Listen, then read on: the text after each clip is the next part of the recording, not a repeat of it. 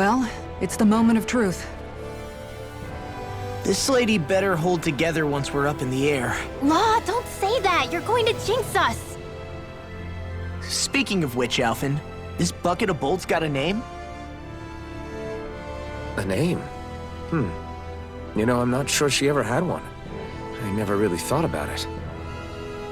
Well, after all the trouble we went through to find her, we should give her one, right? I was thinking something like... Fall Knights. Huh? It means owl in the ancient tongue. Literally, the one drawn to the skies.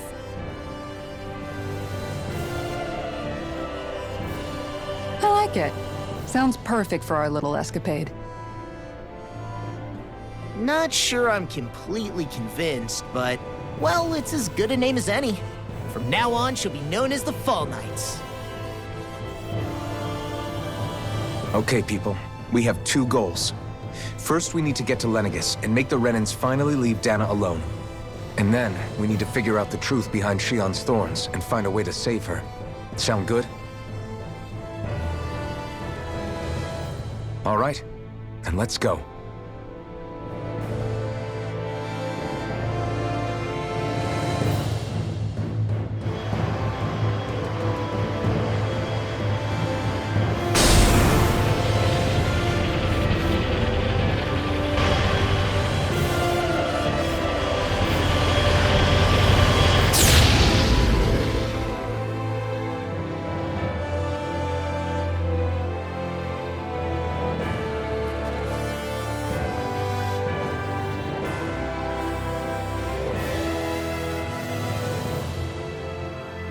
You know, I can still hardly believe it. Believe what? I mean, just look at it. The whole of existence, crammed inside a tiny frame. Now that you mention it, I guess you're right. It does look more like a painting than a living, breathing world. From up here, all the struggles we've been through feel so insignificant. Nothing like realizing how small you are to put everything into perspective. Kinda makes the differences between the Renans and the Danans feel pretty small too, huh? How much longer until we reach Lenegis? There are better ways to use your time than napping. We should take a moment to familiarize ourselves with the facilities on board before arrival. Good idea. The starship may end up serving as our base of operations once we're down there. Think you'll be all right with the controls? You mean the one set to automatic pilot? I dare say I'll manage. I'm basically just here to supervise. In that case, she's all yours. Everything okay, Shion? You seem a little different. Different? Like in a bad way different? No, not at all. You seem more driven lately, like you found a zest for life. It suits you. We'll be going to Lenegis soon. This must feel like a homecoming of sorts to you, huh? What was life on Lenegis like back then? You know, before you came to Dana. Let's just say, I don't have many happy memories. I've had thorns my whole life, for as long as I can remember. They called it treatment, but in truth, they were just using me as a guinea pig for their research. You mean, they experimented on you? That's right. All I was to them was a riddle to solve. They poked and prodded me, trying to figure out what triggered my thorns or changed the form they took. Day in and day out, every single day, one test after another. I'm still surprised they didn't try to dissect me. The look they gave me whenever one of them touched my skin. How could I forget it? Reeling from the pain, like I was a monster or something. Some existence, huh? A blight on any I touched. Helplessly complicit in their pain. I thought things couldn't get any worse. But then they did. I started to have nightmares, visions of the coming apocalypse. Is it any wonder I lacked a cheery disposition? Unable to so much as touch another soul. Loneliness was my best friend. Sure, I survived, but with the knowledge that one day I'd be swallowed up by oblivion. And that's when it hit me. If I was going to die, then it should mean something. If I have to sacrifice myself to save the world, so be it. I'm sorry. I didn't mean to make you relive that. No, it's fine. I'm in a much better place now. You say it's your destiny to die so that others can live, but why not the other way around? Why shouldn't we be the ones dying to save you? Are you crazy? Why would you sacrifice your life for...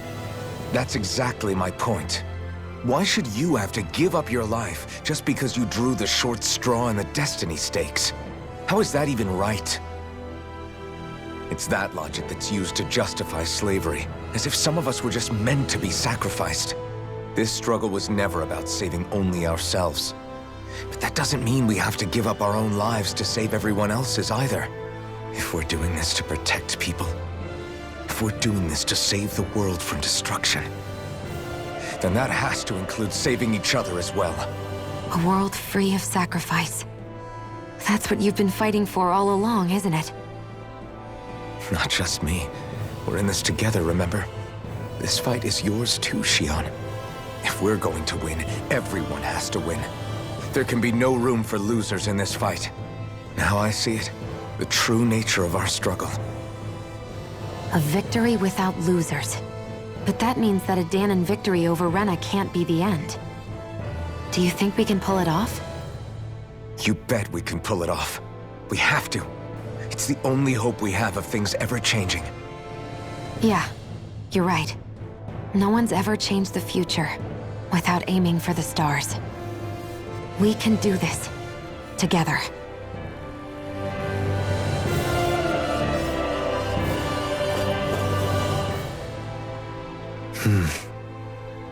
Is something wrong? No. I was merely thinking how it had been 7 years, that's all. You mean since you became a lord and left Lenegis? I guess even someone like you can get homesick, huh? I am as prone to sentimentality as any other. Tell me, though, you too have a history with Lenegis. A traumatic one, no less. This trip will probably mean facing up to some difficult emotions. Doesn't that frighten you?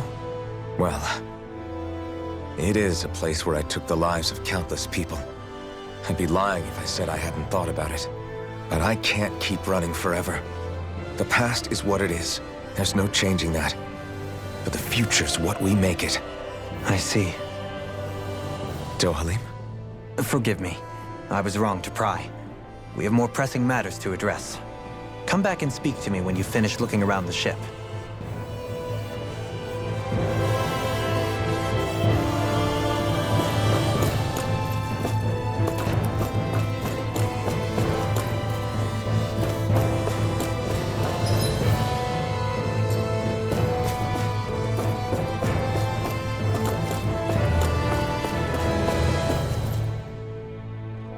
Hey, Alvin, listen to this! So Law and I were just talking and...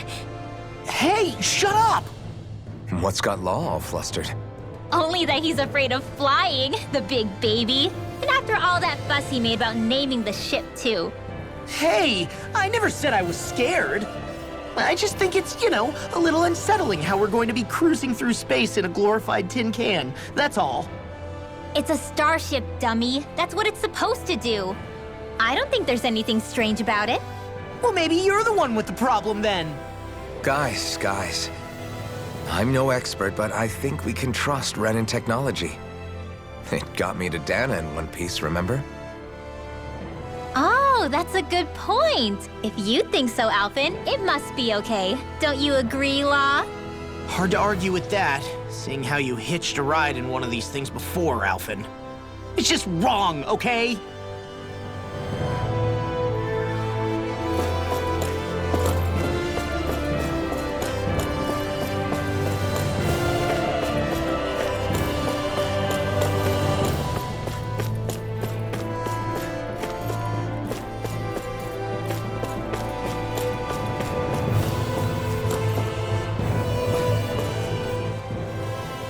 You okay?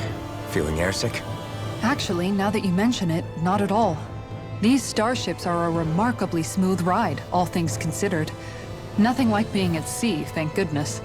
Glad to hear it. That device there caught your eye, huh? I was just wondering what it is. It looks big enough to fit a person inside of it. It's a healing pod. It fixes injuries and illnesses. Oh, you don't say. That should definitely come in handy if any of us get injured while we're down there. Alphen? Was it something I said?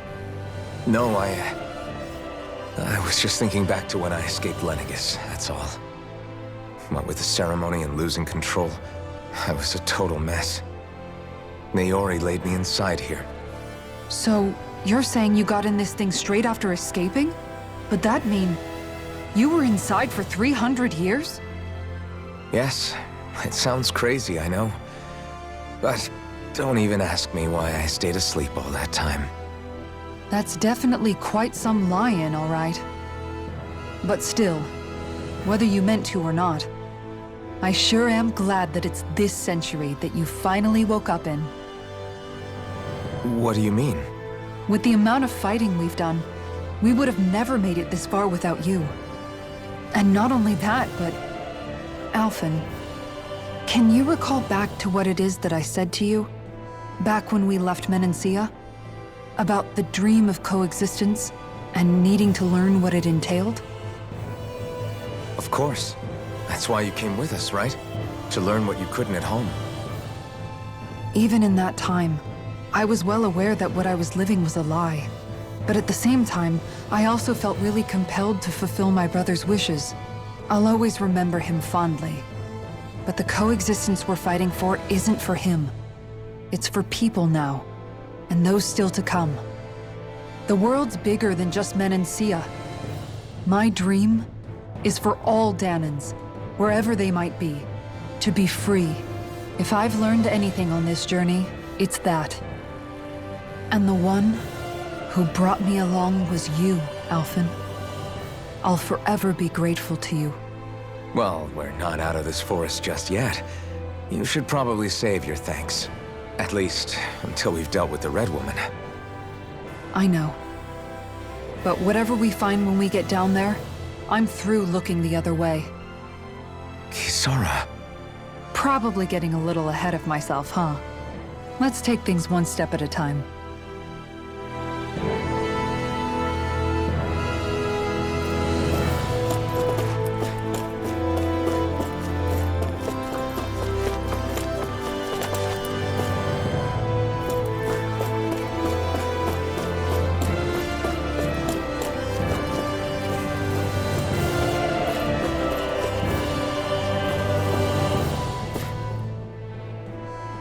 Is everyone about ready? We'll soon be making preparations to land. Before we do that, just what exactly should we expect when we get down there? Kisara has a point. Now that I think of it, I don't know the first thing about Lenegis. I'd like to hear more too. It's been centuries since I was last there, and they didn't exactly give me the grand tour. Very well. First and foremost, Lenegis was the base of operations in charge of the crown contest on Dana. Of course, it also happens to be a city in its own right, complete with its own independent society. Its social structure is based on a strict hierarchy. Put simply, the strength of an individual's astral arts carries great weight. Enough to determine someone's social rank, you mean? But astral arts are innate, right? So people's positions are fixed at birth. They can be honed with the right training, and there are admittedly other factors at play. But yes, that's basically the gist. As a result, family lines that churn out lords and their contenders wield disproportionate influence, and those lineages are treated as nobility. Those capable of only weak astral arts are effectively an underclass, denied the right to descend to Dana even if they wanted to. Still, even the lowest rung on the Renin ladder is considered superior to being a Danan. Keep that in mind down there. Thanks for the warning. As a lord, Dohalim must have been pretty high up in the pecking order, right? What about you, Shion? Come on, you've seen her skill with astral arts. You really need to ask? Fair point. On arts alone, you're right. I'd have been sitting pretty. But you're forgetting my thorns. They weren't exactly an invitation to high society. Sorry. No, it's fine. It's refreshing to be around someone who says what they're thinking. Life's less complicated that way. Jeez, give backhanded compliments much?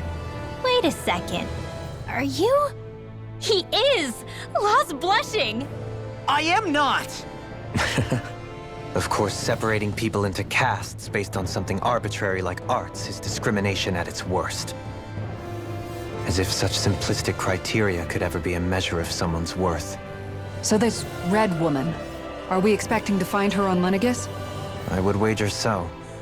Lenegis is too deeply involved in all this to discard the possibility. Chances are she's also connected to the Renis Alma being stolen from us in Pelegion. If the Renis Alma is being used to exploit Dana, we need to take it back at all costs. That Red Woman's got a lot to answer for. Just as well I've got a ton of questions. We're about to land. The descent could be a little bumpy, so brace yourselves. If there are clues about your thorns out there, Shion, we'll find them.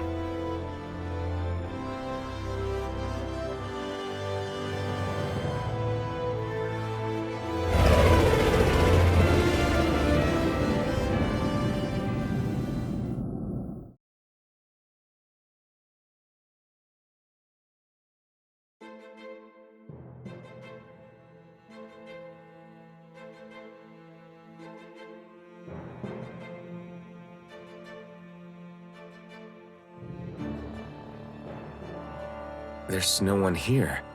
I wasn't expecting a welcome mat, but still. Lenegis's infrastructure is largely automated. Besides, people won't be expecting incoming traffic while the crown contest is still underway. Do you think anyone realizes that we're here? We may not have received a royal welcome, but I doubt our entrance went unnoticed. Don't let your guard down.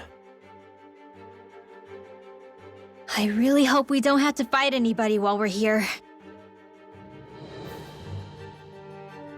So now what? We've come all this way on a hunch that this Red Woman is here, right? And if we're lucky, the Renis Alma too. Any idea where we should start looking? There is an area of the city that is accessible only to the Sovereigns, known as the Forbidden Zone. That seems as good a place as any for us to start. Forbidden? What are they hiding? I don't know, hence my desire to find out. Fortunately, we just so happen to have a sovereign in our midst. In any case, changing the shape of a huge structure such as Lenegis would have required an immense source of power. Then you think that source might have been the Renis Alma? Precisely. Alphen said that he remembered the Renis Alma being used in the spirit channeling ceremony 3 centuries ago. Whatever the ceremony's purpose, if preparations are underway for it to be held once more, then the Renis Alma might be in the same place as last time, possibly together with the Red Woman. Hiding something of that worth in the residential quarters would only court trouble. In which case... It stands to reason we should be looking somewhere normally out of bounds. Is that it? Indeed. But it's been over 300 years since I was made a sovereign. You can't seriously think I'll be able to waltz right into the place after all this time. There's only one way to find out. If there's even a chance you can get us in, I say we give it a shot. Shion's right. Who knows? We might even find a clue to her thorns while we're at it. All right. It's not like we're swimming in leads, so let's try to track down the Forbidden Zone.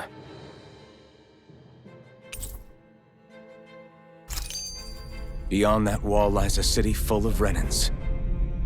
The capital city where Shion and Dohalim used to live, no less.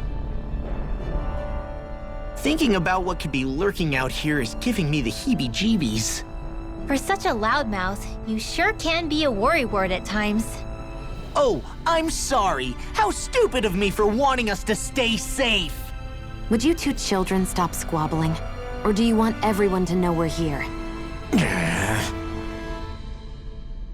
So how many Renins actually live in this place? I couldn't tell you exactly, though not as many as you might expect. Machines and Zeugles take care of most of the city's basic functions. There's Zeugles out here too, huh? Sounds like we can't afford to let our guard down after all.